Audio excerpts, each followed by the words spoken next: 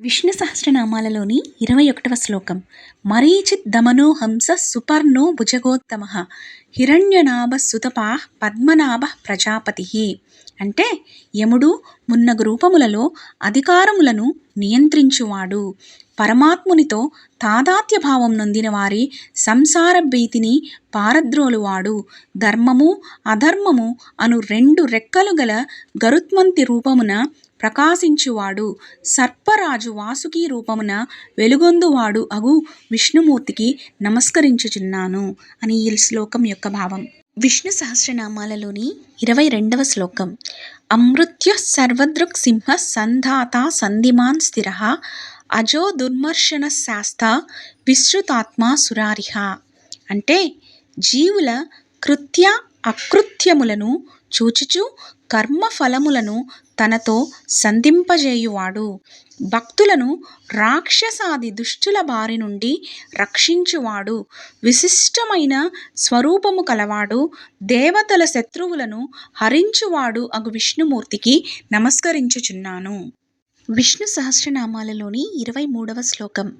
గురుర్గురుతమోధామ సత్య సత్య పరాక్రమ నిమిషో నిమిషస్రగ్వి వాచస్పతి రుధారధీః. అంటే బ్రహ్మాదులకు బ్రహ్మ విద్యను ప్రసాదించువాడు, యోగ నిద్రావస్థల యందు కన్నులు మూసుకొని మత్స్య రూపమున ఎల్లవేళలా తెరువబడిన కన్నులు కలవాడు, విద్యలకు అధిపతి అయిన సరస్వతి అగు విష్ణుమూర్తికి నమస్కరిస్తున్నాను అని ఈ శ్లోకం యొక్క భావం. విష్ణు సహస్రనామాలలోని 24వ శ్లోకం. అగ్రణీర్గామణి శ్రీమాన్ న్యాయో నేత సమీరణ సహస్రమూర్ధ విశ్వాత్మ సహస్రాక్ష సహస్రపాత్.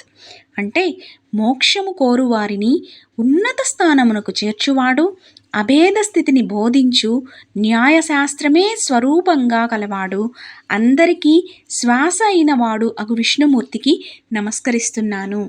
విష్ణు సహస్రనామాలలోని 25వ శ్లోకం. ఆవర్తనో నివృత్తాత్మ సంవృత్త సంప్రమర్దన అహస్సంవర్తకో వహ్ని రనిలో ధరణీధర. అంటే తానే సూర్యుడు, వాయువు, రుద్రుడు, కాలము అయి సంసార చక్రమును త్రిప్పువాడు, ఆదిశేషుడు, దిగ్గజములు, మహావరాహము మొదలగు రూపములలో భూమిని ధారణ చేయువాడు అగు విష్ణుమూర్తికి నమస్కరించుచున్నాను. విష్ణు సహస్రనామాలలోని 26వ శ్లోకం. సుప్రసాద ప్రసన్నాత్మ విశ్వదృగ్ విశ్వభగ్ విభు సత్కర్త సత్కృత సాధు జహ్నుర్నారాయణో నరః. అంటే సుందరమైన అనుగ్రహ లక్షణము కలవాడు, కరుణార్ద్ర స్వభావుడు, సంహార కాలమున జీవులను లయము చేయువాడు, అజ్ఞానులను వీడువాడు, ఆత్మ నుండి పుట్టిన ఆకాశాది తత్వముల కారణ రూపమైన నీటిని స్థానముగా కలవాడు, భక్తులను పరంధామమునకు కొనిపోవువాడు అయిన విష్ణుమూర్తికి నమస్కరించుచున్నాను. విష్ణు సహస్రనామాలలోని 27వ శ్లోకం. అసంఖ్యేయో ప్రమేయాత్మ విశిష్ట శిష్టకృచ్యుచిః సిద్ధార్థ సిద్ధ సంకల్ప సిద్ధిద సిద్ధి సాధన. అంటే అసంఖ్యాకములైన నామరూపములు కలవాడు, కర్తలకు సంకల్పము, సాధనము, కారణము, ఫలితము ఇచ్చువాడు, శిష్టులను పాలించు పవిత్రుడు అయిన విష్ణుమూర్తికి నమస్కారాలు అని. సహస్రనామాలలోని 28వ శ్లోకం. వృషాహి వృషభో విష్ణుర్ వృషపర్వో వృషోదరః వర్ధనో వర్ధమానశ్చ వివిక్త శృతిసాగరః.